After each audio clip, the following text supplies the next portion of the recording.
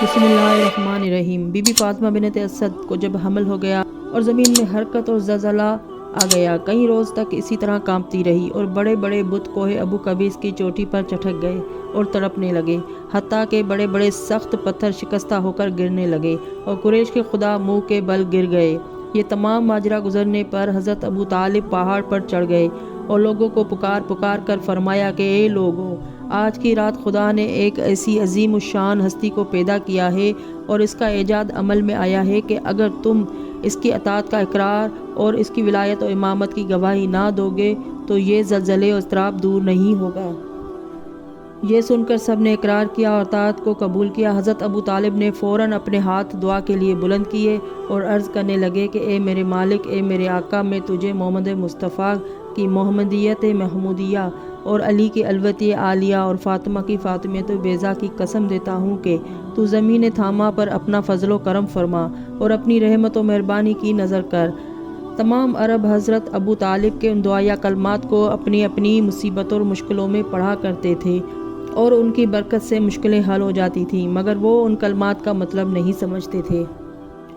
جب حضرت علی علیہ السلام کی ولادت کا وقت نزدیک ہوا تو بی بی فاطمہ بنت اسد بیت اللہ کے پاس آئیں اور یوں عرض کرنے لگیں کہ اے میرے پالنے والے، میں تجھ پر ایمان لائی ہوں اور ان تمام رسولوں اور کتابوں پر بھی ایمان لائی ہوں جن کی تصدیق میرے دادا حضرت ابراہیم علیہ السلام نے فرمائی ہے۔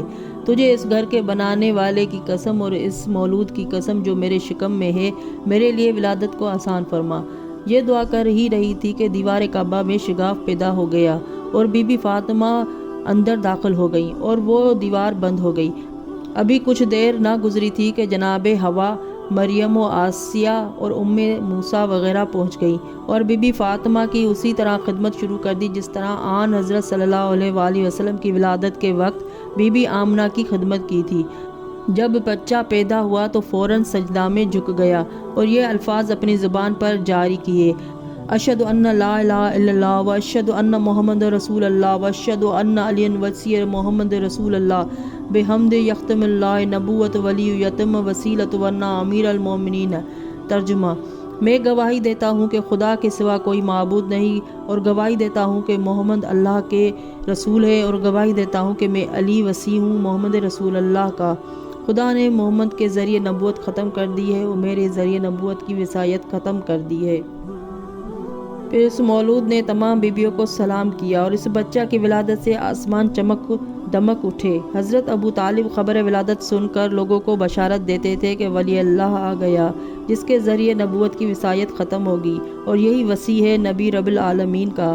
جب فاطمہ بنت اسد داخل حرم ہو گئیں اور دیوار کعبہ شق ہو کر مل گئی تو لوگوں کو علم ہوا اور دروازہ کعبہ کھولنے کے لیے کوششیں کیں مگر دروازہ نہ کھلا۔ 3 دن اسی طرح گزر گئے۔ چوتھے دن دروازہ کھلا جب آن حضرت صلی اللہ علیہ وآلہ وسلم داخل کعبہ ہوئے تو علی علیہ السلام اپنی ماں کی گود میں تھے۔ 3 روز تک بی بی فاطمہ بنت اسد کو جنت کے میوے پہنچتے رہے اور وہ جنت کے میوے سیر ہو کر کھاتی رہیں اور حضرت ابراہیم علیہ السلام ہی کی یہ دعا تھی: وَارْزُقْ أَهْلَهُ مِنَ الثَّمَرَاتِ، یعنی اے خدا اس کعبے کے اہل کو میوے کھلا۔ اللہ تعالیٰ نے دعا قبول فرمائی اور کعبہ کے اندر جنت کے میوے نازل فرمائے۔ جب آن حضرت صلی اللہ علیہ وآلہ وسلم نے بچے کو گود میں لیا تو آنکھیں بند تھیں۔ فاطمہ بنت اسد نے عرض کی کہ جس وقت سے پیدا ہوا ہے آنکھیں نہیں کھولی۔ جب آن حضرت نے گود میں لے کر آواز دی تو فوراً بچے نے آنکھیں کھول دیں جس طرح آواز پہچانی ہوئی ہو، کیونکہ روز ازل سے ساتھ تھے، ایک ہی نور تھے۔ آپ نے فرمایا کہ پڑھو۔ بچے نے عرض کیا کہ تورات پڑھوں، زبور پڑھوں، انجیل پڑھوں یا قرآن پڑھوں۔ ایک روایت میں ہے کہ تمام کتب آسمانی صحیفے پڑھ کر سنائے اور قرآن مجید کی یہ آیت پڑھی: قد افلح المؤمنون، یعنی ایمان والوں کو نجات حاصل ہو گئی۔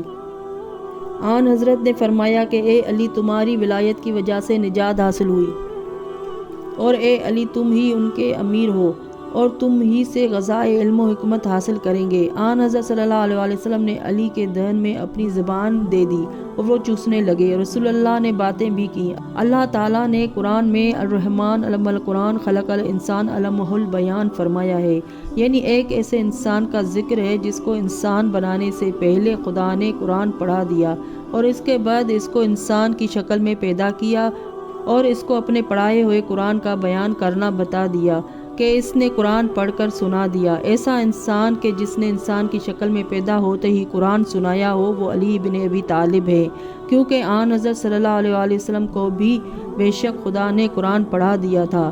یہ علم قرآن انسان بنانے سے پہلے ہی خدا نے دے دیا تھا، مگر پیدائش کے وقت حضور صلی اللہ علیہ وآلہ وسلم نے قرآن نہیں پڑھا، اور پڑھتے بھی تو کس کو سناتے، اور کون تصدیق کرتا کہ آپ قرآن پڑھ رہے ہیں۔ اس لیے ایک ایسا انسان تسلیم کرنا پڑے گا کہ جس نے انسان بننے سے پہلے قرآن پڑھا اور انسان بنتے ہی قرآن سنا دیا، اور اس کو سنایا جو قرآن جانتا تھا، اور اس نے تصدیق کر دی کہ یہ قرآن پڑھ رہا ہے۔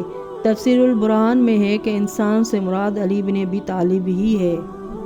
جناب امیر المومنین علی بن ابی طالب علیہ السلام اپنی پیدائش کے بعد ہی آن حضرت صلی اللہ علیہ وسلم کے زیر تربیت رہے، اور آپ نے کبھی بتوں کو سجدہ نہیں کیا، اسی لیے آپ کو کرم اللہ وجہہ کہتے ہیں، یعنی آپ کے چہرہ مبارک کو خدا نے بزرگ و بالا فرمایا کہ آپ کی پیشانی کبھی صنم پرستی کے لیے نہیں جھکی۔ آپ علیہ السلام کے لیے اور آن حضرت صلی اللہ علیہ وآلہ وسلم کے لیے جناب ابراہیم علیہ السلام کی دعا قبول ہو چکی، اے خدا مجھے اور میرے بیٹوں کو بت پرستی سے بلند و بالا رکھنا۔ یعنی اللہ تعالیٰ نے انسانوں کو جس فطرت پر پیدا کیا ہے اس میں تبدیلی نہیں ہو سکتی، یہی مضبوط دین ہے، مگر انسانوں کی کثرت اور اکثریت اس کو نہیں جانتی۔ اس آیت کی روشنی میں آن حضرت صلی اللہ علیہ وآلہ وسلم کا ارشاد ہے کہ اللہ تعالیٰ ہر ایک انسان کو فطرت اسلام پر پیدا کرتا ہے، ہر بچہ مسلمان ہی پیدا ہوتا ہے، کسی جگہ اور کسی کے گھر میں پیدا ہو، مگر اس کے والدین اس کی تربیت سے اس کو یہودی، مجوسی، نصرانی بنا لیتے ہیں۔ یعنی خدا تو ہر بچے کو مسلم ہی پیدا کرتا ہے، ہر بچہ فطرت میں مسلم ہوتا ہے، مگر اس کے والدین اپنی تربیت سے اس کو گمراہ کر لیتے ہیں، کیونکہ خدا کبھی کسی بچے کو کافر پیدا نہیں کرتا، ورنہ اس کا پیدا کیا ہوا کافر بدل نہیں سکتا، کیونکہ خدا کی خلقت میں تبدیلی نہیں ہو سکتی، مگر اس نے تو ہر بچے کو مسلم پیدا کیا ہے۔ والدین کی تربیت نے گمراہ کیا ہے، اس لیے پیغمبر سمجھانے آتے ہیں اور دین فطرت کی طرف ہدایت کرتے ہیں۔ تمام دنیا کے بچے مسلم پیدا ہوتے ہیں، فطرت میں ان کو مسلم بنایا گیا ہے، تو اب جس بچے کی تربیت غلط ہوگی وہ گمراہ ہوگا، اور جس کی تربیت صحیح ہوگی وہ دین فطرت پر باقی رہے گا۔ لہٰذا علی بن ابی طالب علیہ السلام آغوش فطرت میں مسلمان پیدا ہوئے، تربیت حضرت رسول اکرم صلی اللہ علیہ وآلہ وسلم کی ملی، اور آن حضرت کی تربیت عین اسلام ہے، لہٰذا یہ بچہ بلحاظ فطرت بھی مسلمان تھا، بلحاظ تربیت بھی۔ کفر کا شائبہ تو کسی طرف سے آیا ہی نہیں۔ پھر یہ بحث غلط ہوگی کہ علی بن ابی طالب کب اسلام لائے۔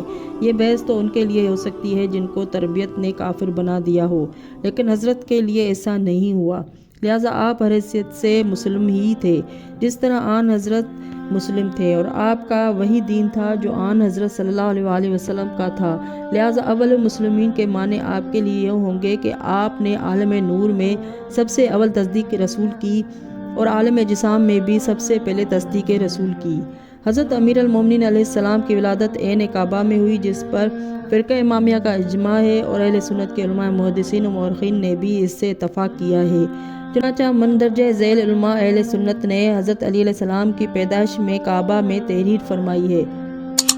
اللہم صلی علی محمد وآل محمد وعجل فرجہم اجمعین۔ ناظرین، میرا چینل سبسکرائب نہیں کیا ہے تو سبسکرائب کر لیں۔ اللہ حافظ۔